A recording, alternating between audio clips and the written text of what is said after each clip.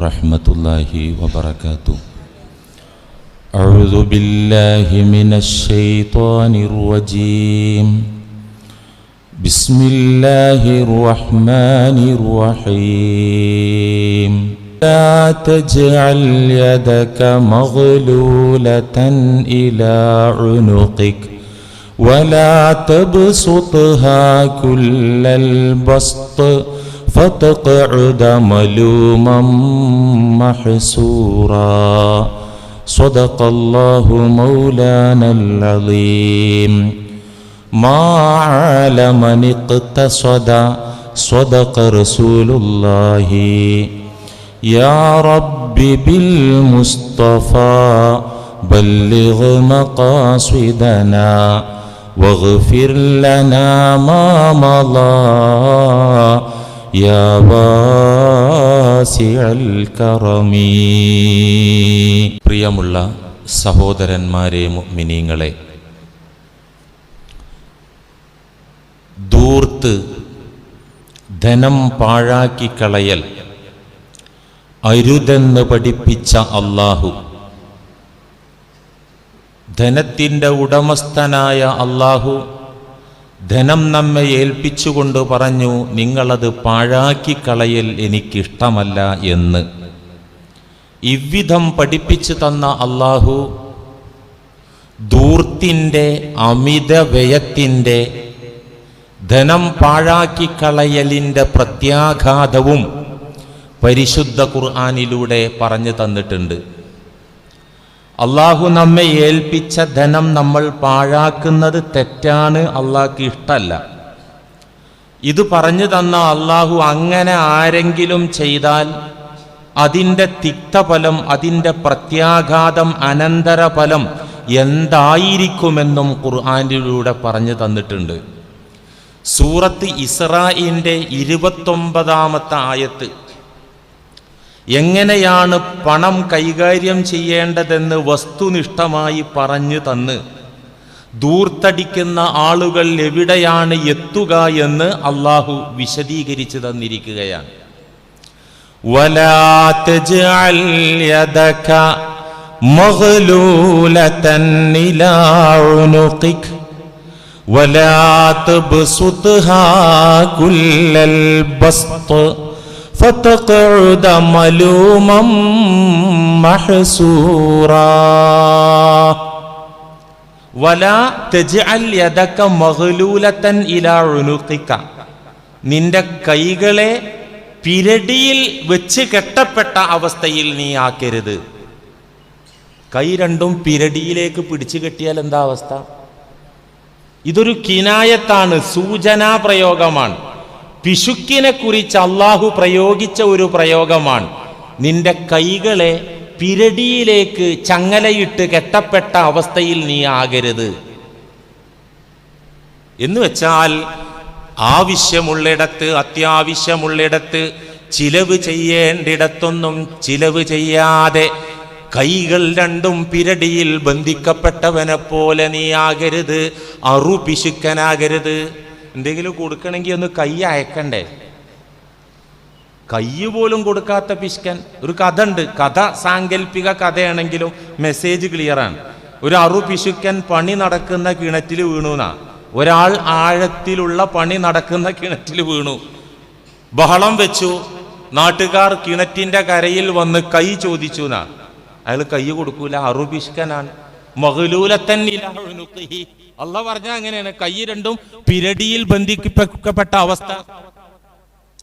കൈ കൊടുക്കുന്നില്ല. അപ്പോ ഒരു വിദ്വാൻ, കിണറ്റിൻ കരയിൽ നിന്നൊരു വിദ്വാൻ എന്ത് ചെയ്തു? കൈ മടക്കി പിടിച്ച് നീട്ടി, ദേ എന്നാന്ന് പറഞ്ഞപ്പോ അദ്ദേഹം പിടിച്ചു എന്നാ, വലിച്ചു കയറ്റിന്നാ. ഇതാണ് പ്രയോഗം. വലാ തജ്അൽ യദക മഗ്ലൂലതൻ ഇലാ ഉനുഖിക. കഴുത്തിൽ കൂട്ടിക്കെട്ടപ്പെട്ട അവസ്ഥ. പിശുക്കരുതേ, ലുബ്ധ കാണിക്കരുതേ. വലാ തുബ്സുത്ഹാ കുല്ലൽ ബസ്ത്. ഉടനെ തന്നെ പറയുന്നു, എന്ന് വെച്ച് ഇരു കരങ്ങളെയും ലെവലില്ലാത്ത വിധത്തിൽ, നിയന്ത്രണമില്ലാത്ത വിധത്തിൽ നിവർത്തി വെക്കുകയും വേണ്ട. ഇങ്ങനെ ആകണ്ട, സമ്പൂർണമായിട്ട് നിവർത്തി വെച്ചിട്ട് ധൂർത്തടിക്കണ്ട, അനാവശ്യങ്ങളിൽ ചിലവ് ചെയ്യണ്ട, ധനം പാഴാക്കി കളയണ്ട. വലാ തബ്സുത്ഹാ കുല്ലൽ ബസ്ത്, രണ്ട് കരങ്ങളും പരിധി വിട്ട് നിവർത്തി വെക്കണ്ട. അങ്ങനെ ചെയ്താൽ, എങ്ങനെ ചെയ്താൽ? പരിധി വിട്ട് നിവർത്തി വെച്ച് ധൂർത്തടിച്ച് നശിപ്പിച്ച് കളഞ്ഞാൽ അതിന്റെ അനന്തര ഫലം, അതിനുള്ള അടി എന്താണെന്നറിയോ? ദുന്യാവിൽ തന്നെ എന്താ അടി? ഫതഖഉദ മലൂമൻ മഹ്സൂറാ, ആക്ഷേപിക്കപ്പെട്ടവനായി, വിമർശനം ഏറ്റുവാങ്ങുന്നവനായി, ദുഃഖിതനായി നീ ഇരുന്നു പോകും മോനെ മോളെ. മലൂമം മഹസൂറ, നിന്റെ മാനം അഭിമാനം തകർന്ന് നീ ടെൻഷൻ അടിച്ച് നീറി നീറി നീറി ജീവിച്ചാണ്ട് മരിച്ചു എന്ന് അള്ളാഹു പറയാ. ദൂർത്തടിച്ചാൽ എന്താണ്? നിന്റെ മാനം പോകും, എന്നിട്ട് നീ ടെൻഷൻ അടിച്ച് ജീവിച്ചാണ് മരിച്ചു പോകേണ്ടി വരും. അതാണ് ഈ പറഞ്ഞത്. മലൂമം മഹസൂറ, നീ മലൂമാകും. മലൂം എന്ന് പറഞ്ഞാൽ എല്ലാരും നിന്നെ കുറ്റം പറയും. നീ ദൂർത്തടിച്ചത് എന്തിനാ? സൽപ്പേര് സമ്പാദിക്കാനാ. ഓ, അയാളെ കല്യാണം കണ്ടില്ലേ, അയാളാ ദാനം കണ്ടില്ലേ, അയാളാ ചെലവ് കണ്ടില്ലേ. ഓ, സൽപ്പേര് സമ്പാദിക്കാനാണ് ദൂർത്തടിക്കുന്നത്. പക്ഷേ കിട്ടുന്നതോ ദുഷ്പേര്. അഭിമാന സംരക്ഷണത്തിനാണ് ദൂർത്തടിക്കുന്നത്, പക്ഷേ സംഭവിക്കുന്നത് അപമാനം. അതാണ് സർവരും, നിന്റെ കെട്ടിയോൾക്ക് പോലും നിന്നെ വേണ്ടി വരില്ല. ഇക്ക പൊന്നാരൊക്കെ ആയിരുന്നു, ദൂർത്തടിച്ചോ, അവള് പറഞ്ഞതൊക്കെ കേട്ടിട്ട് അങ്ങോട്ട് അടിച്ചു പൊളിച്ചിട്ട് ഒന്നുമില്ലാതായപ്പോ കെട്ടിയോക്ക് പോലും മക്കൾക്ക് പോലും വേണ്ട, അവര് പോലും കുറ്റം പറയാ. മലൂമൻ, വിമർശനം ഏറ്റുവാങ്ങേണ്ടവനായി നീ തീരും. മഹ്സൂറാ, അതീവ ദുഃഖിതനായി നിനക്ക് വീട്ടിലിരിക്കേണ്ടി വരും, നീ ഒറ്റപ്പെട്ടിരിക്കേണ്ടി വരും. അള്ളാഹു പറയാൻ, പടച്ച തമ്പുരാൻ ഖുർആനിലൂടെ മുന്നറിയിപ്പ് തന്ന, താക്കീത് തന്ന ഈ ദുരന്തം നമ്മുടെ സമുദായത്തിൽ, നമ്മുടെ സമൂഹത്തിൽ ഒരുപാട് ആളുകൾ അനുഭവിച്ചുകൊണ്ടിരിക്കുകയാണ്. ടെൻഷൻ കാരണം ഉറക്കം നഷ്ടപ്പെട്ട എത്ര ആളുകൾ, ദൂർത്തടിച്ചെല്ലാം നശിപ്പിച്ച് വീട്ടിലും നാട്ടിലും നിൽക്കക്കല്ലിയില്ലാതെ ഒളിച്ചോടിയ എത്രയെത്ര ആളുകൾ, ജീവിതം ഗതിമുട്ടി ആത്മഹത്യയിൽ അഭയം തേടിയ എത്രയെത്ര ആളുകൾ. എന്തേ ഇതിന് കാരണം? എന്തേ ഈ ടെൻഷൻ കാരണം ഉറക്കു പോകാൻ കാരണം? എന്തേ നാട്ടിലും വീട്ടിലും നിൽക്കാൻ പറ്റാത്ത ഗതി വരാൻ കാരണം? എന്തോ റെയിൽ പാളത്തിലോ 1 മീറ്റർ കയറിലോ ജീവിതം അവസാനിപ്പിക്കാൻ കാരണം എന്തേ? ഭാരിച്ച കടബാധ്യത തന്നെ. എങ്ങനെ കടം വന്നത്? ആഹാരം കഴിക്കാൻ, മക്കൾക്ക് ആഹാരം മേടിച്ചു കൊടുക്കാൻ വേണ്ടി കടം വാങ്ങിയതാണോ? അല്ല. ഭാര്യയുടെ അസുഖത്തിനോ സ്വന്തം അസുഖത്തിനോ മരുന്ന് വാങ്ങാൻ കടം വാങ്ങിയതാണോ? അല്ല. വസ്ത്രം വാങ്ങാൻ വേണ്ടി കടം വാങ്ങിയതാണോ? അല്ല. പിന്നെ എന്തിന് കടം വാങ്ങി ഇവൻ? തന്റെ റേഞ്ചിനപ്പുറത്തുള്ള ജീവിതം നയിക്കാൻ മെനക്കെട്ട് കയ്യിൽ പണമില്ലാതെ കടം മേടിച്ച് തന്റെ റേഞ്ചിനപ്പുറത്തുള്ള ജീവിതം നയിക്കാൻ ശ്രമിച്ചു. തന്റെ പരിധിക്കപ്പുറത്തുള്ള വീട് പണിയാൻ, തന്റെ കൊക്കിൽ ഒതുങ്ങാത്ത വാഹനം വാങ്ങാൻ, തന്റെ കയ്യിൽ ഇല്ലാത്ത പണം കൊണ്ട് മകളുടെയോ മകന്റെയോ കല്യാണം നടത്താൻ പലിശക്കോ അല്ലാതെയോ ആയി കടമെടുത്ത് ദൂർത്തടിച്ചതിന്റെ പ്രത്യാഘാതം. എത്ര ആൾ ആത്മഹത്യ ചെയ്തു? ഞാനിവിടെ വന്നിട്ട് 6 കൊല്ലത്തിനിടയ്ക്ക് ഈ ജമാഅത്തിൽ തന്നെ ചില ആത്മഹത്യകൾ നടന്നു. അല്ലാഹ് കാക്കട്ടെ. ഈ ആത്മഹത്യയുടെ കാരണം തിരക്കിയപ്പോ പലരും പറഞ്ഞത് സാമ്പത്തിക പ്രതിസന്ധി, സാമ്പത്തിക പ്രശ്നം. എത്ര മാന്യന്മാർ! എനിക്കറിയാം, മലപ്പുറം ജില്ലയിൽ ഒരു ഓർക്കിഡ് മുതലാളി ഉണ്ടായിരുന്നു. അദ്ദേഹം സമൂഹത്തിന് നല്ലത് ചെയ്യുന്ന ആളായിരുന്നു, മാന്യനായിരുന്നു. ബിസിനസ്സിന് വേണ്ടി നാട്ടുകാരെ കയ്യിൽ നിന്ന് മുഴുവൻ കാശ് മേടിച്ച് ഓർക്കിഡ് ഹോസ്പിറ്റല്, ഓർക്കിഡ് ടെക്സ്റ്റൈൽസ്, വലിയ പദ്ധതി, മാസം മാസം ലാഭവീതം കൊടുക്കല്. പെട്ടെന്ന് കച്ചവടമാണ് പൊട്ടി. നല്ല മാന്യനായ മനുഷ്യൻ, ജനങ്ങളെ മുഖത്ത് നോക്കാൻ പറ്റാതെ അദ്ദേഹം ആത്മഹത്യ ചെയ്തു. അല്ല പുറത്തു കൊടുക്കട്ടെ, പാവം. ഏത് മാനസികാവസ്ഥയിലാണ് ചെയ്തത് അറിയില്ലല്ലോ. മാന്യന്മാർ, 5 നേരം നിസ്കരിക്കുന്ന ആളുകൾ ആത്മഹത്യക്ക് മനഃശാസ്ത്ര വിദഗ്ധന്മാർ പല കാരണം പറയുന്നതിന് പ്രധാനപ്പെട്ട ഒരു കാരണമാണ് സാമ്പത്തിക ക്ലേശം, ദാരിദ്ര്യം, കടക്കെണി. ഒരു കാരണമാണ് മനോരോഗം, മെന്റലായിട്ട്. അത് അള്ളാഹ് പുറത്തു കൊടുക്കും. സുബോധം നഷ്ടപ്പെട്ട പണി ചെയ്താൽ അള്ളാന്റെ അടുന്ന് മാപ്പ് കിട്ടാനാ സാധ്യത. നമ്മൾ അങ്ങനെ ആത്മഹത്യ ചെയ്ത് അതിനെ പ്രോത്സാഹിപ്പിക്കാൻ ഒരു നിലക്കും അതിനെ ന്യായീകരിക്കാനോ നമ്മൾ നിൽക്കാൻ പാടില്ല. പക്ഷെ മാനസിക നില തെറ്റി ചെയ്തു പോയാൽ മാപ്പ് കിട്ടാനാണ് സാധ്യത. അതുപോലെ തന്നെ മറ്റൊരു കാരണമാണ് ലഹരി ഉപയോഗം. ആളെ കൊല്ലും, സ്വയം മരിക്കും ചെയ്യും, ആത്മഹത്യയിൽ അവസാനം എത്തുക. സിനിമാ രംഗത്തെ, സാംസ്കാരിക സാഹിത്യ രംഗത്തെ പ്രമുഖരായ ചിലർ ലഹരിയുടെ അടിമകളായി ആത്മഹത്യ ചെയ്ത ചരിത്രം ഈ കേരളത്തിനുണ്ടല്ലോ. മറ്റൊരു കാരണമാണ് ജോലിയിലെ പ്രശ്നങ്ങൾ, കുടുംബ പ്രശ്നങ്ങൾ. അതിലേറ്റവും പ്രധാനപ്പെട്ട ഒരു പ്രശ്നമാണ് എന്ത്? സാമ്പത്തിക പ്രശ്നം. ദാരിദ്ര്യം വരാൻ പ്രധാനപ്പെട്ട ഒരു കാരണം പ്രിയപ്പെട്ടവരെ ധൂർത്താണ്. ധൂർത്ത്. അള്ളാഹ് വെറുതെ എല്ലാവരും കൂടി കുറേ ആൾക്കാരങ്ങോട്ട് ഫക്കീറന്മാരാക്കുക, കുറേ ആൾക്കാരുടെ മുതലാളിമാരാക്കുക. അള്ളാഹിന്റെ വിധി അതിനകത്തുണ്ടെങ്കിലും ആ വിധി വരാനുള്ള കാരണം അള്ളാഹ് പറഞ്ഞു തന്നിട്ടുണ്ട്. സമൂഹത്തിലെ നല്ലൊരു ശതമാനം ദരിദ്രരും കയ്യിലിരിപ്പ് കൊണ്ട് ദരിദ്രരായതാ. അള്ളാഹിനെ കുറ്റം പറഞ്ഞിട്ട് കാര്യമില്ല. അള്ളാഹ് അവന് മാന്യമായിട്ട് ജീവിക്കാനുള്ളത് കൊടുത്തപ്പോൾ അത് പോരാന്നും പറഞ്ഞ് വാശി പിടിച്ച് ഞാൻ ഈ ദാരിദ്ര്യത്തിന്റെ നരകത്തിലെ ജീവിക്കും എന്ന് പറഞ്ഞ് വാശി പിടിച്ചാൽ അള്ളാഹ് അവിടെ ഇരുത്തും. ഒരു ഖുദ്സിയായ ഹദീസിൽ അള്ളാഹ് അത് പറയുന്നുണ്ട്, മുത്തു റസൂൽ പറയുന്നുണ്ട്, പടച്ചമ്പുരാൻ പറയുന്നുണ്ട്, ഇന്ന മിൻ ഇബാദി മൻ, എൻ്റെ അടിമകളായ മനുഷ്യന്മാരുടെ കൂട്ടത്തിൽ ഒരു ഗ്രൂപ്പ് ഉണ്ട്, ചിലരുണ്ട്, ലാ യസ്ലഹു ഇല്ലൽ ഫഖ്റു, ആ ആളുകൾക്ക് ദാരിദ്ര്യം ചേരുള്ളൂ. അവർ ഫക്കീറാകാനേ വകുപ്പുള്ളൂ, അതേ പറ്റുള്ളൂ, അവർക്കൊന്നും കൊടുക്കാൻ പറ്റൂല. അള്ളാഹ് പറയാ ധനം അവർക്ക് കൊടുക്കാൻ പറ്റൂല, അവരെപ്പോഴും ഫക്കീറായി നിൽക്കാനേ അവർക്ക് യോഗ്യത ഉള്ളൂ, അതേ അവർക്ക് ചേരുള്ളൂ, അതേ അവർക്ക് യോജിക്കുള്ളൂ. എന്താ കാരണം? അവരെ തെറ്റായ ജീവിത രീതി, ക്രമരഹിതമായ വ്യയം, ധൂർത്ത്. അള്ളാഹു സമ്പന്നർക്ക് സമ്പത്ത് കൊടുത്തപ്പോ ആ സമ്പന്നന്മാർ ജീവിക്കുന്നത് കണ്ടിട്ട് ഇങ്ങോരും ആ വേഷം കെട്ടാൻ നോക്കുക. വേഷം കെട്ടാൻ നോക്കിയാൽ എന്താ ഉണ്ടാവുക? നമ്മുടെ നാട്ടിൽ ചൊല്ലുണ്ട്, ആന പിണ്ടി ഇടുന്നത് കണ്ട് മുയലതിന് ശ്രമിച്ചാൽ. ഒരു നാടൻ ഉദാഹരണം ഉണ്ടല്ലോ. ധനവാന്മാരുടെ ഉയർന്ന ജീവിതം കണ്ട് ഇയാൾക്ക് അതിന് വകുപ്പില്ല, എന്നിട്ട് കടം മേടിച്ചിട്ട് അങ്ങോട്ട് പോവന്നെ. അപകടം. മുത്ത് റസൂൽ സല്ലല്ലാഹു അലൈഹി വസല്ലം പറയുന്നുണ്ട്, മാ ആല മനിഖ്തസ്വദ, മാ ആല മനിഖ്തസ്വദ, ഒരാളും ദരിദ്രനാവൂല, ഒരാൾക്കും സാമ്പത്തിക പ്രതിസന്ധി വരൂല. എപ്പോൾ? എപ്പോൾ? മനിഖ്തസ്വദ, ജീവിതത്തിൽ മിതത്വം കാണിച്ചാൽ, മിതമായ നിലക്ക് ജീവിച്ചാൽ, തന്റെ റേഞ്ചിനനുസരിച്ച് ജീവിക്കാൻ തയ്യാറായാൽ അത്തരക്കാർ മാല, അവർക്ക് ദാരിദ്ര്യം വരൂല, സാമ്പത്തിക പ്രയാസം വരുന്ന പ്രശ്നമില്ല. ഈ ഹദീസിൽ നിന്ന് എന്താ മനസ്സിലാണ്? ദാരിദ്ര്യം പിടുത്തം വിട്ട ജീവിതം കൊണ്ട് അധികം വരണേ.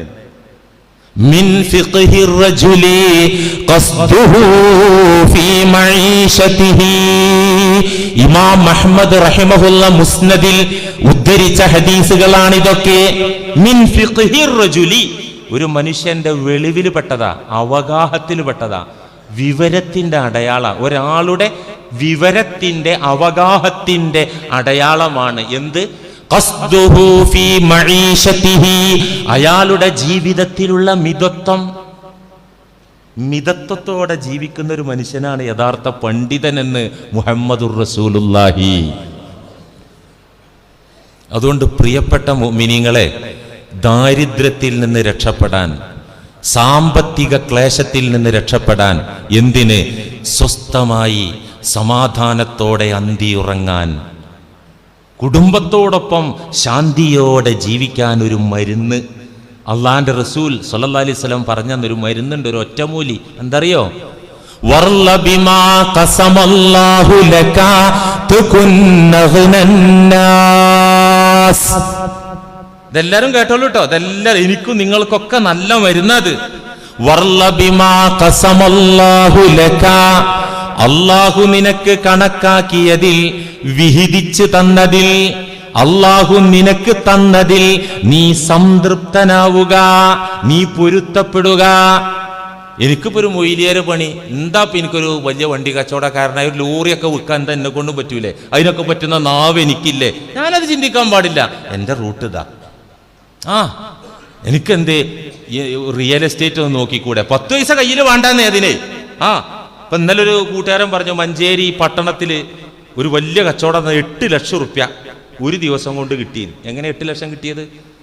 ഒരു ഷോപ്പിംഗ് കോംപ്ലക്സിന് വില പറഞ്ഞ് 10,001 രൂപ അഡ്വാൻസ് കൊടുത്തു. 10,001 രൂപ അഡ്വാൻസ് കൊടുത്തു. പിറ്റേ ദിവസം 8 ലക്ഷം രൂപ കൂട്ടിയിട്ട് ഒരാൾ കച്ചവടക്കാരൻ ആണ് വിറ്റു. ആകെ 10,001 രൂപ ചിലവ്. ഒരു ദിവസത്തെ കാത്തിരിപ്പ് 8 ലക്ഷം. ഇത് എനിക്കിപ്പോൾ പറ്റൂലേ? ഞാനത് ചിന്തിക്കാൻ പോണ്ട. എൻ്റെ റൂട്ട് ഇതാ. ഇതിപ്പോൾ ഞാൻ എൻ്റേത് മാത്രമല്ല, നിങ്ങൾക്കൊക്കെ ഓരോ റൂട്ടുണ്ട്.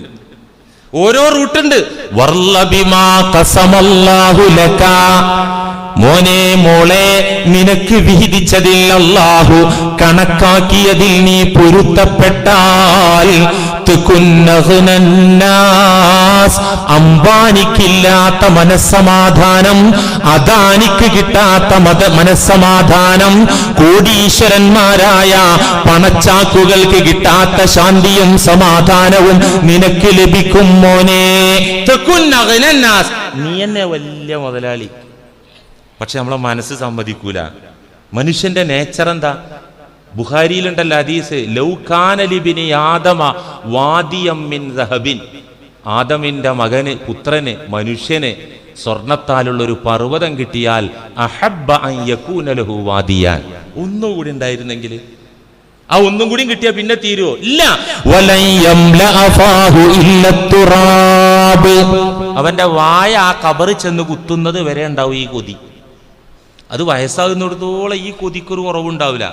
ചെറുമൊക്കെ ചുക്കി ചുളിഞ്ഞ് വായിലൊന്നും തിന്നാൻ പറ്റാതെ പല്ലൊക്കെ പോയാലും ഇക്കാക്കാന്റെ കൊതിക്കൊരു കുറവുണ്ടാവില്ല.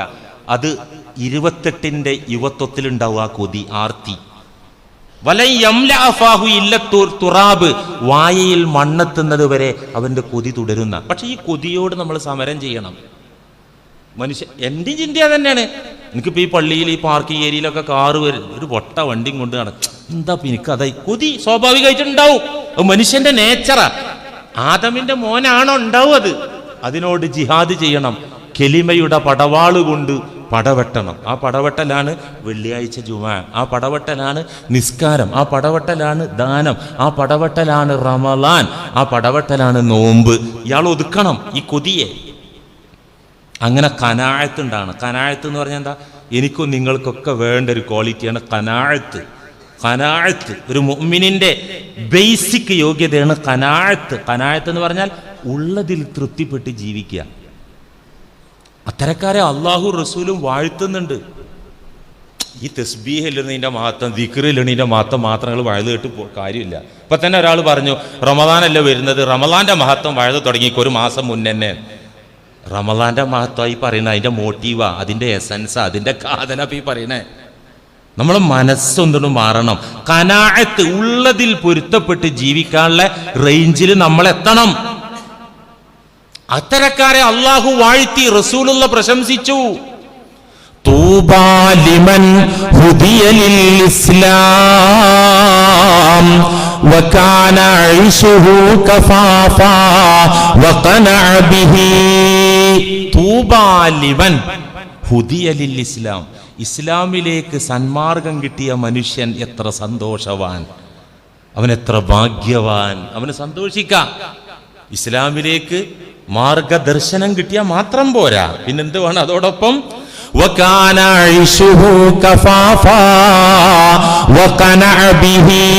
അവനുള്ള ജീവിതം മതിയാക്കുന്നവനാൻ, അതിൽ പൊരുത്തപ്പെടുന്നവനാണവൻ.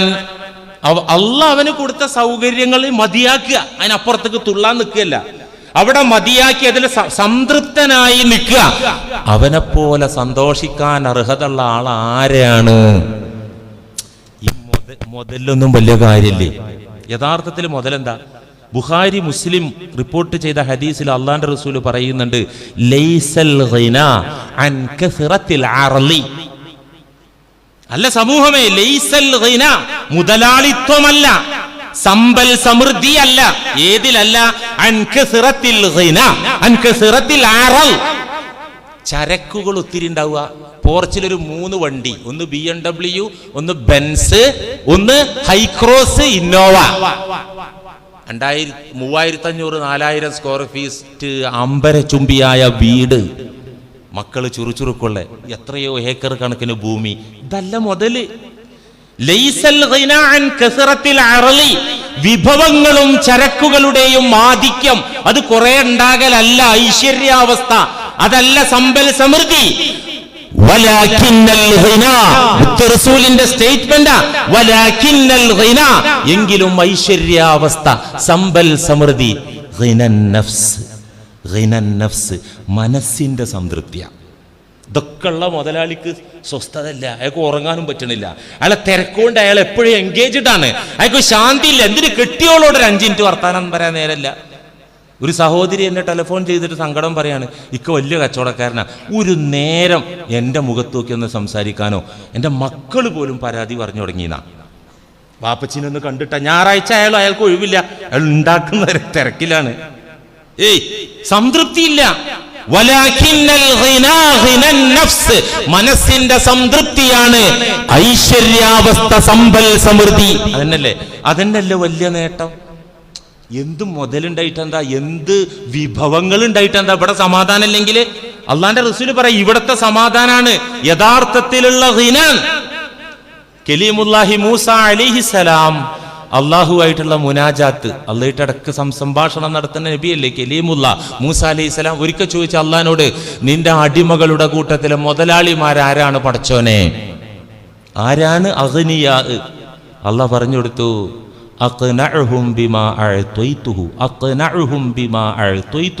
ഞാൻ കൊടുത്തതിൽ തൃപ്തിപ്പെട്ട് ജീവിക്കുന്നവരാരോ അതാണ് മുതലാളിമാര്.